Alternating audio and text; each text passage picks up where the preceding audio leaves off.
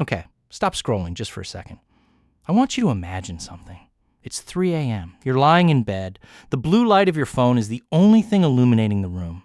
You're looking at photos of people you barely know, or maybe watching videos of dogs failing to catch frisbees. You feel that heavy, hollow ache in your chest, the one we call loneliness. You feel like you're the only person awake in a world of 8 billion. Now, let's hit the rewind button. Picture a Homo sapiens from 50,000 years ago. Same brain as yours, same hunger for connection, same capacity for frustration and joy. But his 3 a.m. looks radically different. He's not in a room by himself. He's sitting in a dark forest, wrapped in animal skin. He can hear the breathing of 20 other people around him. He can feel the heat of their bodies.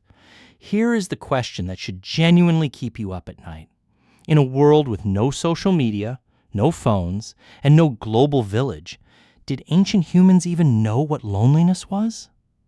And if they did, how did they survive it without a therapist or a touch-base meeting?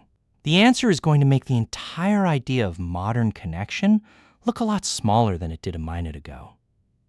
Let's go. To understand loneliness in the ancient world, we first have to demolish a huge lie. We've been told that prehistoric life was a non-stop survival horror game.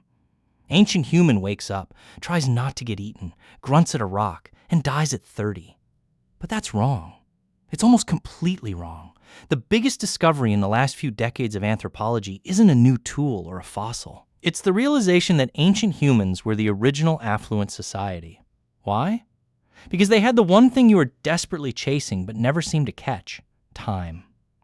Researchers studying modern hunter-gatherers like the Hadza or the Jew/Honzi found that they only spent about 3 to 5 hours a day working, hunting or gathering. The rest of the time, they were talking. Ancient humans were relentless, dedicated, passionate talkers. Anthropological studies suggest that up to 70% of their social time was spent in conversation. They gossiped. They told jokes. They argued. They flirted. Robin Dunbar, the guy famous for Dunbar's number, argued that language itself didn't evolve to talk about where the mammoths were. It evolved as a form of social grooming. See, monkeys maintain bonds by picking parasites out of each other's fur. It's intimate, but it's slow. You can only groom one person at a time. But language? Language lets you verbally groom 5 people at once while sitting around a fire. Gossip isn't a character flaw. It's the original social technology. It's the fundamental software of human community. So, the first way they dealt with loneliness? They never shut up.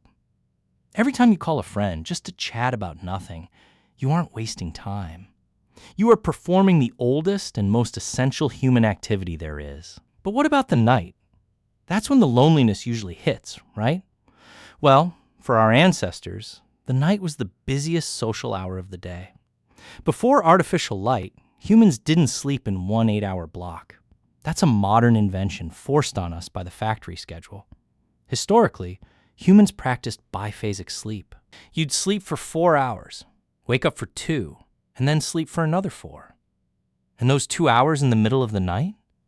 They were sacred. People would get up, tend the fire, and talk. They'd share their dreams. They'd have sex. They'd visit neighbors. In the watch in the night, the world was still, and the soul felt closest to others. But more importantly, the night was for storytelling. During the day, talk was practical. The river is high, or the tracks go south.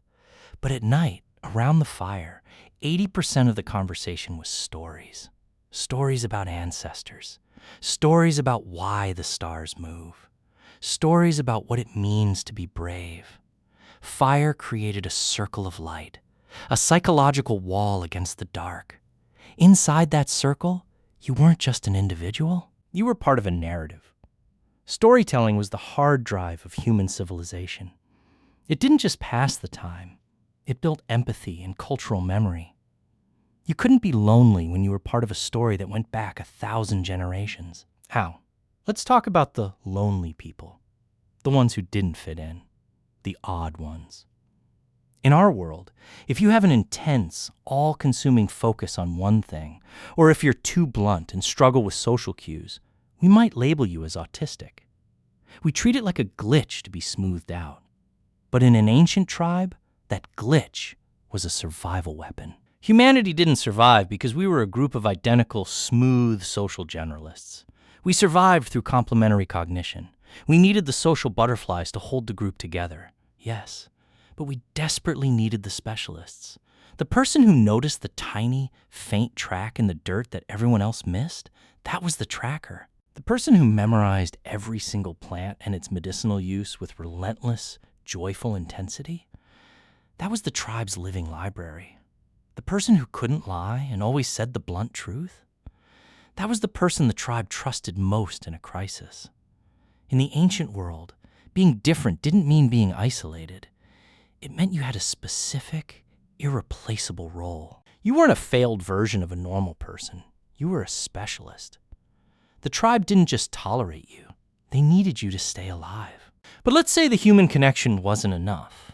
What then?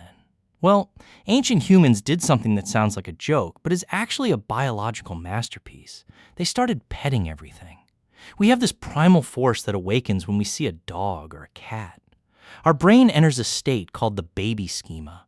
We see big eyes and a round face, and our caregiving circuitry fires. When you pet an animal, your body releases oxytocin. It's the same hormone that bonds parents to children. And the wild part? The oxytocin levels spike in the animal, too. We have been co-evolving with dogs for at least 15,000 years.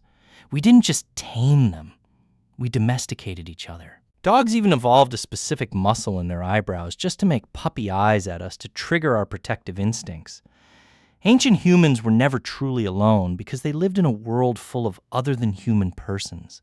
They had a constant, warm, soft-living presence to regulate their nervous systems. Touch is how mammals communicate safety. A hand on fur, a dog settled against your leg. That was their 24/7 stress relief system. So, why do you feel so lonely at 3 a.m.? It's not because you're broken.